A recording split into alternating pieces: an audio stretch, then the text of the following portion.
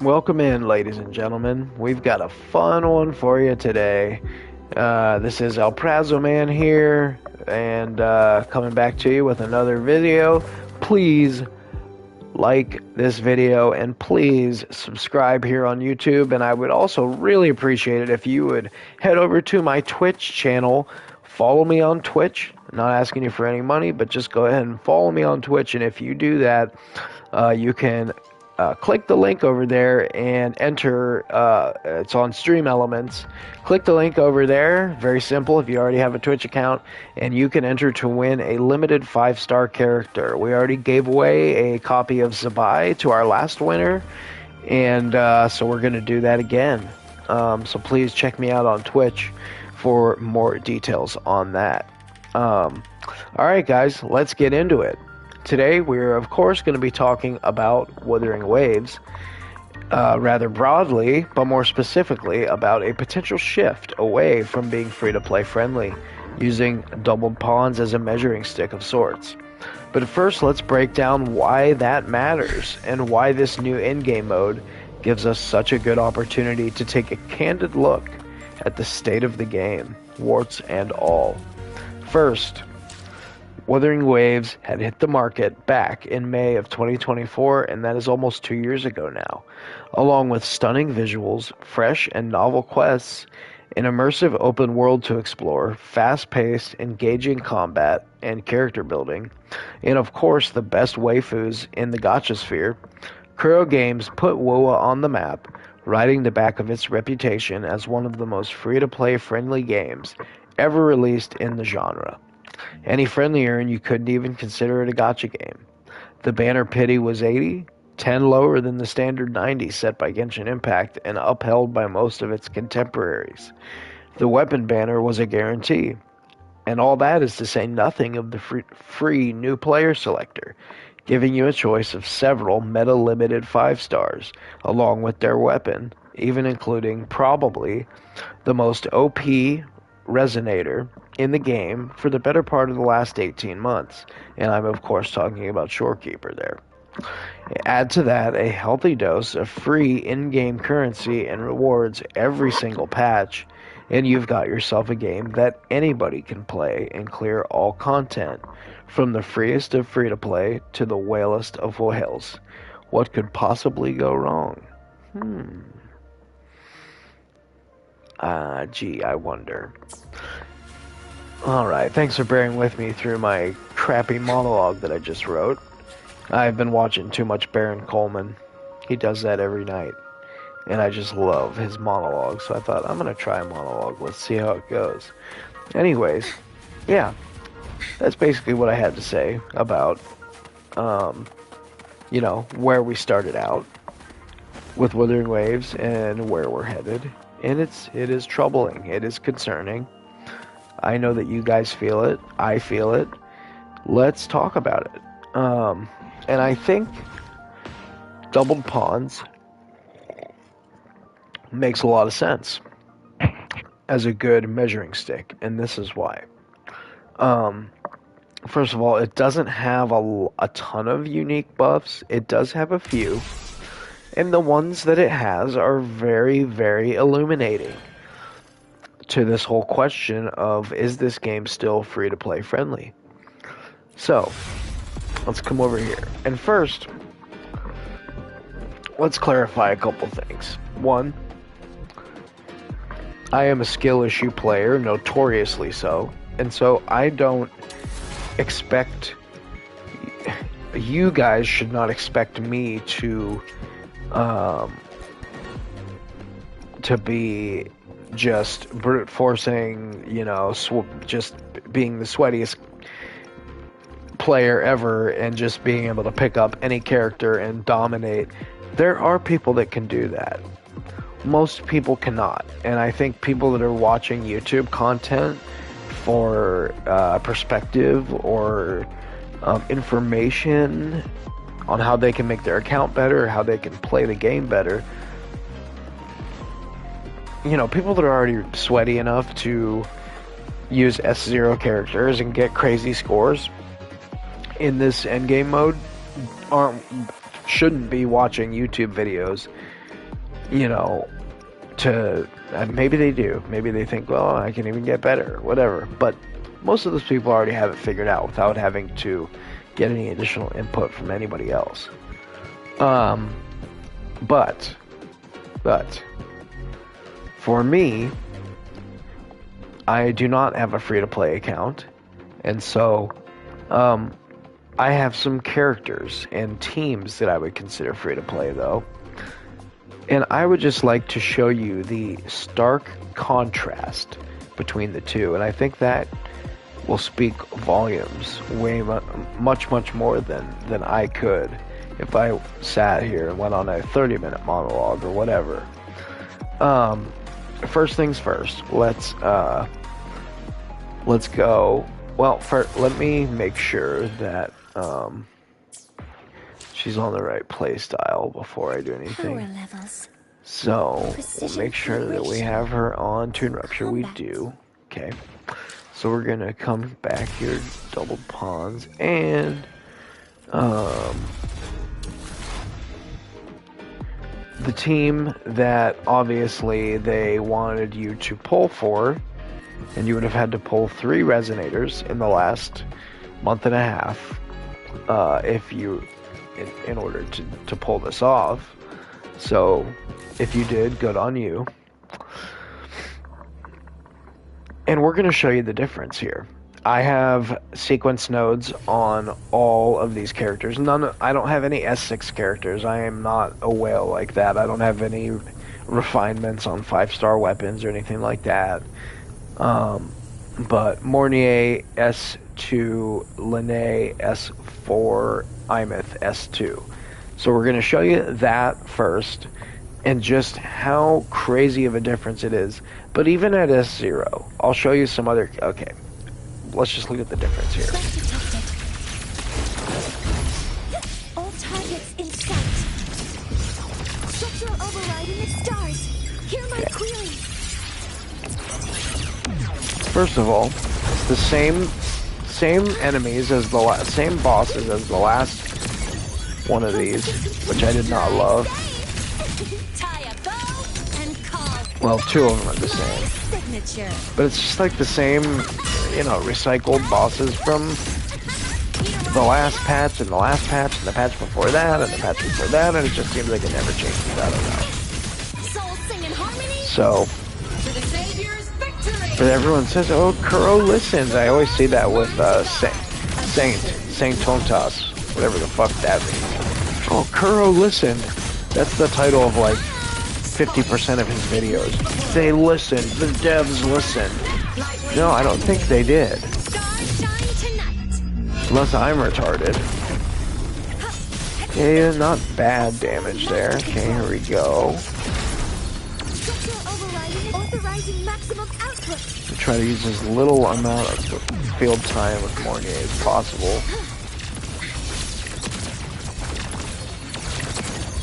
We need to get that. Oh shit. Where's your burst? Unbelievable. Where's that energy?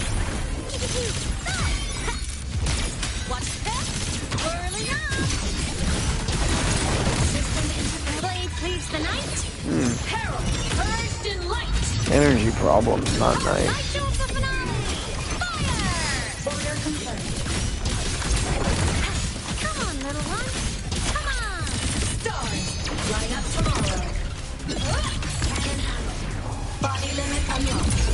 Hopefully we got the next boss with this. 755, pretty nice. Assuming master control. All use structural override initiating criticality protocol.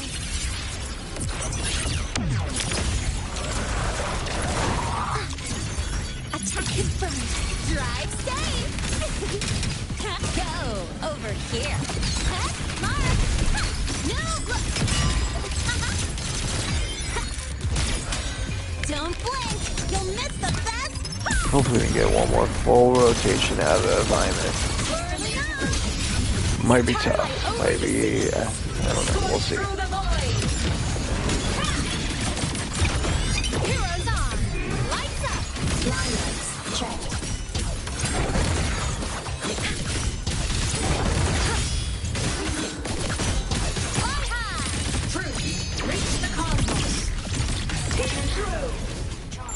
Not quite, but alright, we did get 13K.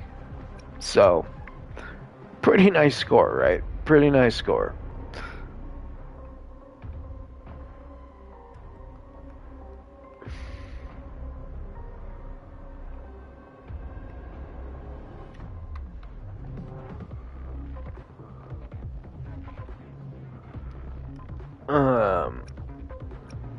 So we're gonna come back now, and we're gonna show you what a free-to-play team that I, feel like I, for the most part, know how to play pretty well, but for whatever reason, yeah, let's just show you this. So we're gonna do a Phoebe Spectro Frazzle team. For one thing, the buff is not as nearly as helpful as the Tune Rupture buff, but let's just see the difference.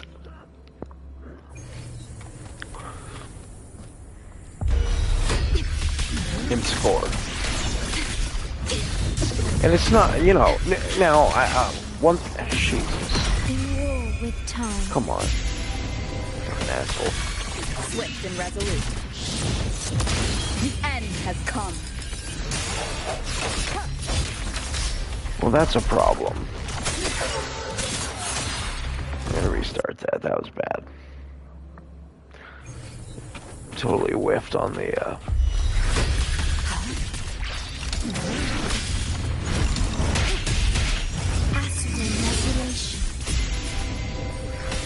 Swift and resolute. Moment of resonance. Strike from the shadows. One is the sound.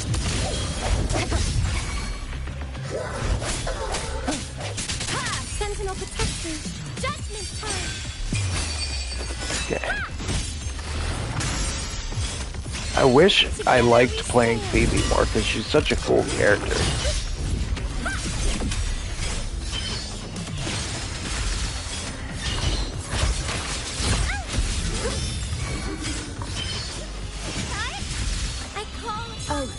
From the heart. Logan. Unfortunately, he does have the Spectro res. I didn't think about that. Swift and resolute. The hour is upon us. I sense your weakness. One is the sound.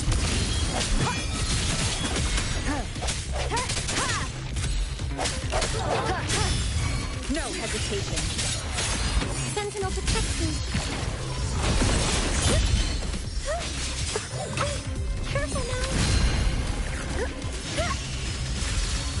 Bluebird, be my salvation. Answer me. Together we stand.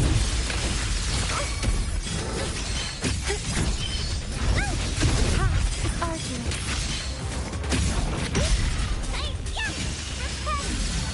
Leave it to me. Oh, come on. Astral modulation.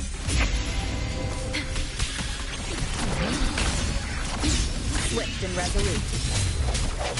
Moment of resonance.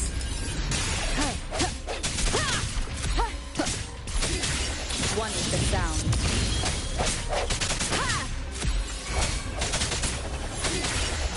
Sentinel protection. Together we stand. Pretzels, give me strength. Pretzels give me strength.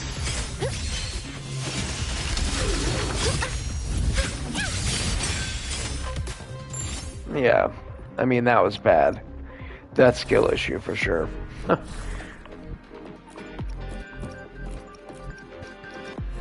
Let's go to another low investment team.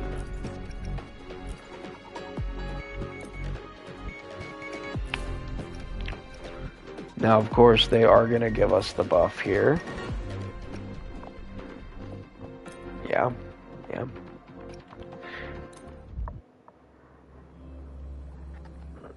I posted a short, a YouTube short of TOA clear with this team, and I got eviscerated for not playing quick swap, but there are reasons that I don't.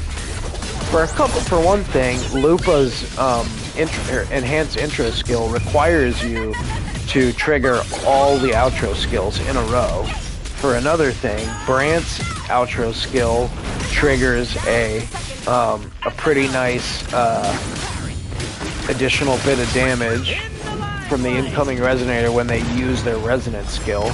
So there's two reasons right there that you want to play out their rotation.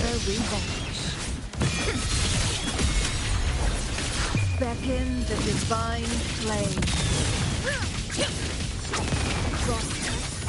Sever. Reveal yourself. You know, someone also got pissed at me for not using Inferno Rider with her, but I don't like. I only like the summon type echoes.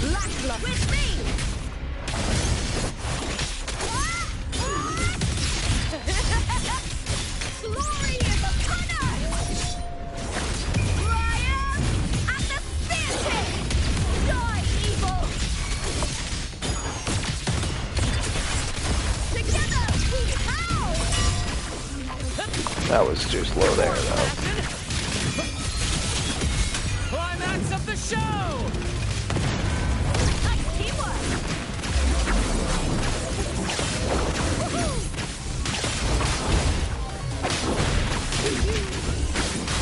Damn, I hate that. It's not very seamless when they switch bosses. Who's the caged bird now?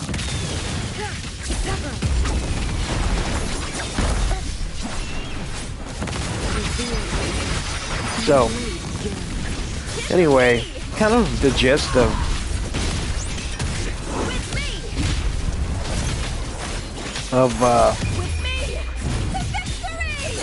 I guess my main point with all of this, with the double pawns being a really good example of why this is not free-to-play friendly, is that there are asteroid rewards that are not accessible to most casual players of this game.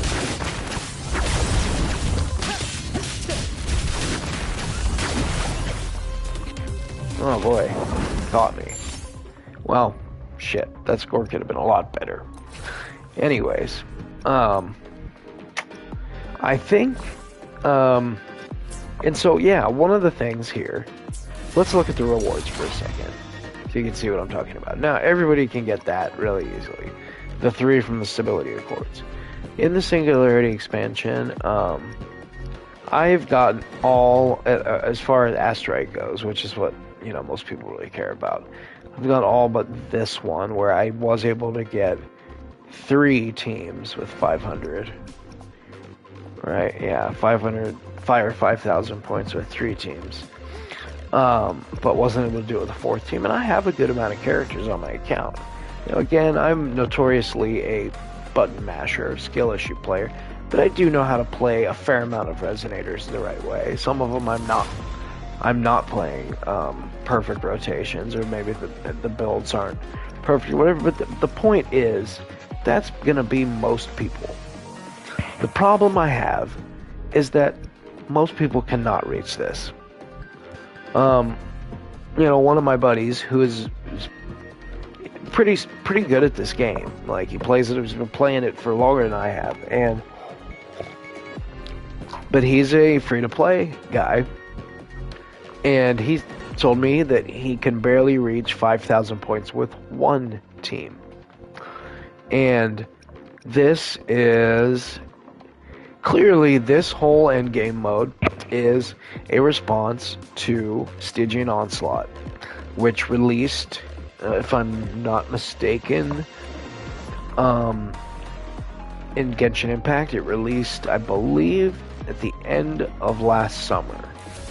So it hasn't been out for that long, but this was released, I believe, in direct response to that, so that they would have, I mean, I think they saw what Stygian Onslaught did for Hoyoverse. It brought them in a lot of extra money because people had a reason to S6 characters before. Well, why would you do that? You know, the Spiral Abyss and Imaginarium Theater were already easy enough with, you know, C1 or C2 characters. Why would you need to take it further than that? And I think that Kuro got the message, and as a result, they now have implemented something that's not even, it's not even like it's a challenge that, you know, a Dark Souls like or From Software challenge, you know, where it's like, oh, if I just bang my head against the wall for long enough, then everything's gonna be great, and I'll figure it out, and it'll be this, you know, this dopamine rush, and I'll feel so good. And no, that's not gonna happen with this. You're going to hit a damage ceiling based on investment.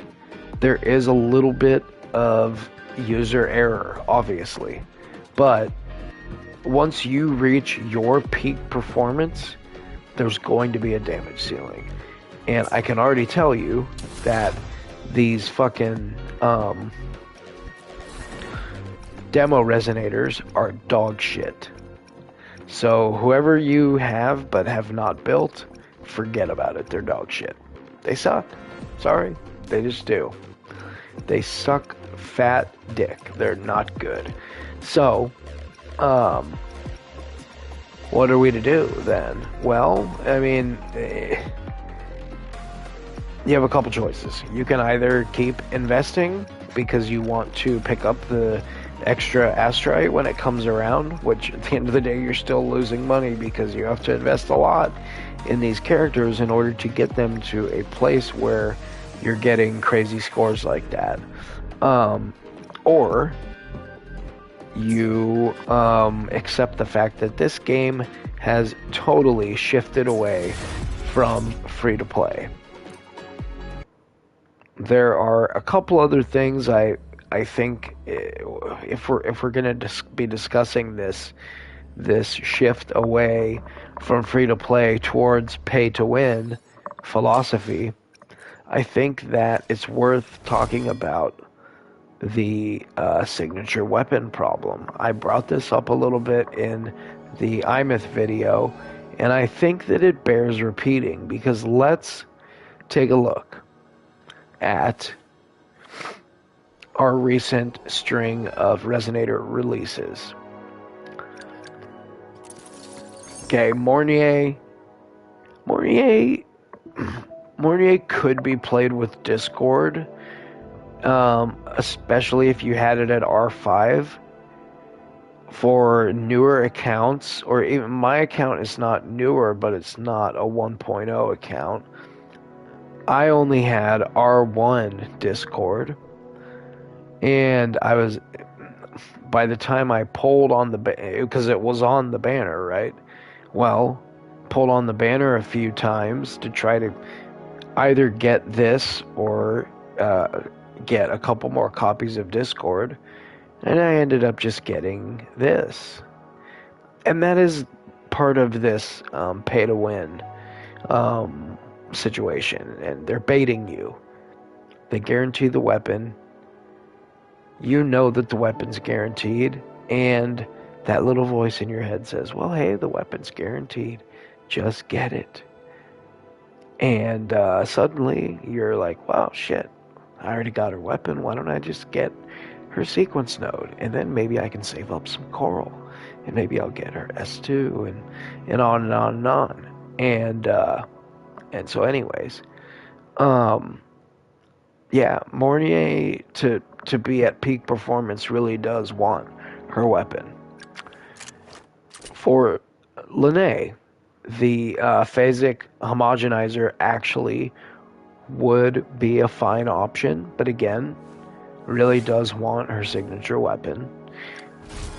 iMyth, Everbright Polestar, there's not really an alternative here.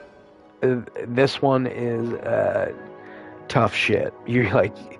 You're either getting the weapon or you don't get her at all, because it's just not fucking worth it.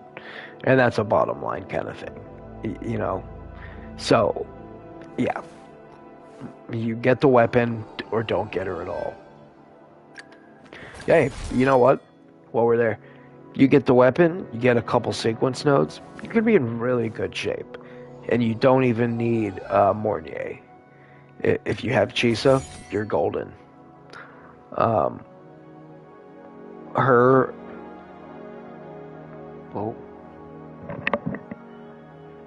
Imith with Chisa and...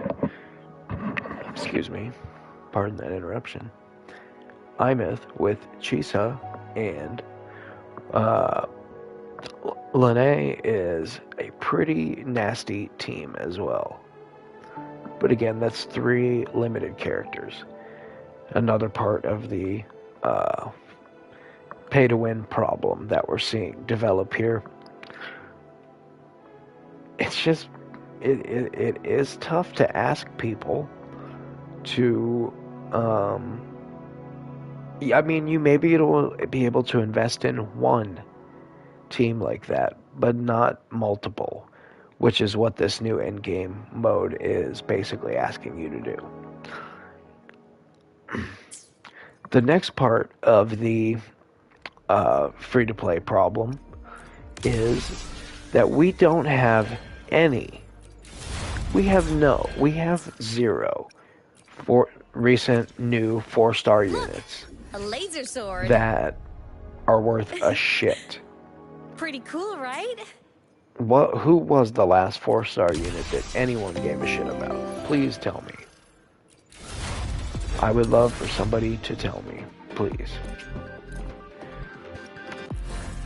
So, anyway, let's fuck around and find out here a little bit. Do this team. We'll do the old negative status fusion burst, and we'll show you guys what that can look like. Again, this is with I would call it medium investment, dolphin level investment, not whale, dolphin level investment. I would call this. Let's see how we do. Whoops. Over here.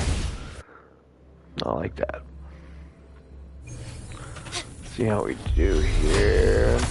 Shake it up, Hayako, and call that my We'll start with Lene.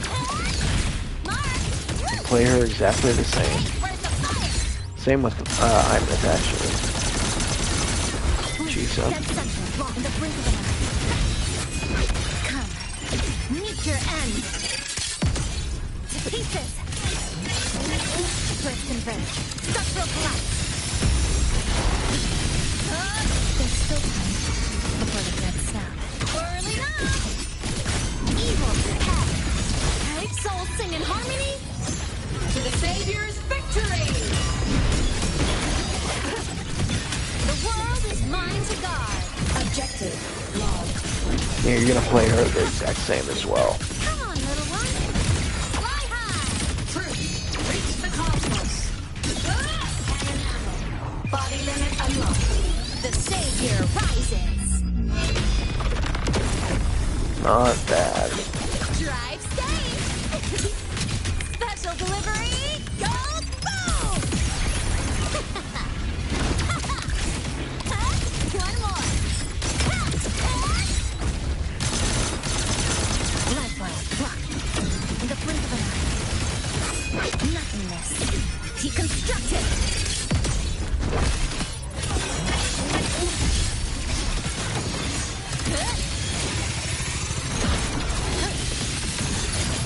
Cutting through the numbers.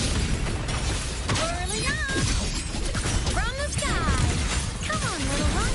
Starlight over the seas. Scorch through the void. Light to the finale. Fire! Order confirmed. Smile. Sparks. Ignite the world. Pierce through. Light wings activated. Stars shine tonight. Drive safe.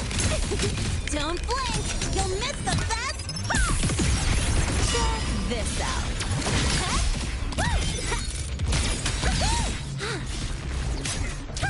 Need a ride, sweetheart? That's something to blink of an eye. A pivotal moment. Quick, down to the mic card. its end here. Connection severed. Whirling up. System integration. Blade leads the night. Peril purged in light. Heroes on. Lights up. Liners checked. Alright, 8602. So, still comes in clearly quite a bit behind IMIT's premium team. But again,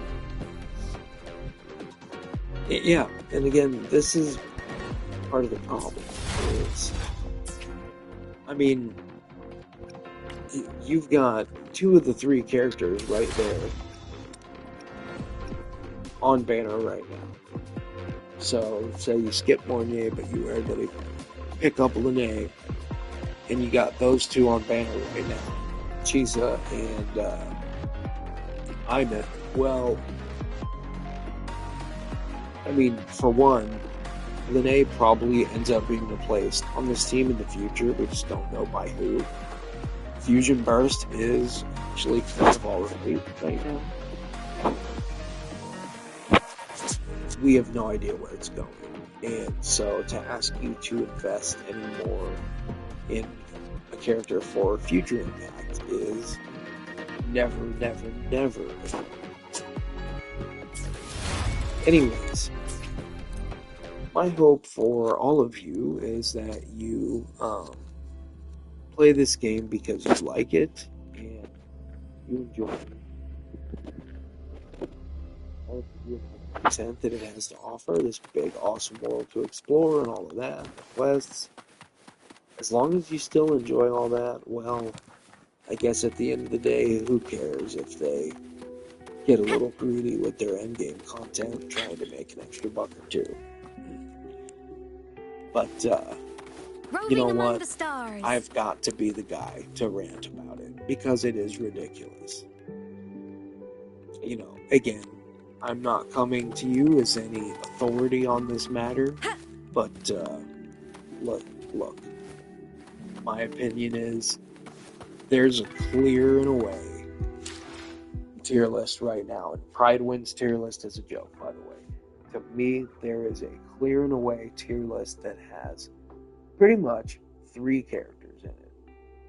It has Imith, Lene, and Mornier. All the rest of them are good or even great, but they are not quite on the same level as those 3, and I just showed you an example of that with the same investment, exact same investment, and I could show you the same thing with Lupa. I just did a test with Lupa, Mornier, and Imith, and it was clocked at right about the same, about 8.5 thousand in the double pawns matrix. So yeah, that's where we're at. That's where the meta's at right now. This is shifting away from being free-to-play friendly. Hopefully, Kuro does listen and things change back for the better. These gacha games are fluid, and as the market moves, if devs are smart, then they will adapt with it. And so we gotta stay on them. We gotta fill out our surveys. We gotta let the devs know that we're not happy with the direction that things are going. We want things to be fun for everybody and not just for whales. And yeah. And if you, well, my goodness, you're gonna turn me into a real whale, because there's no other way I'm gonna be able to clear some of it. No, but for real. It's really just this new endgame mode. That's it. And that's, you know, I don't know where we go from here as far as that goes. We'll see. We'll see. It looks like they are going to be doing it exactly like Stygian Onslaught, where it's just once per patch, and that's it. So I guess you've got another 30-something days to beat your head against the wall and get the same result over and over and over and over again, unless you want to pull on the banners and get sequence nodes, which is what they want you to do. Alright guys, love y'all. Thank you so much. Please subscribe. Please follow me on Twitch. Join my giveaway, and I will catch you on the next one.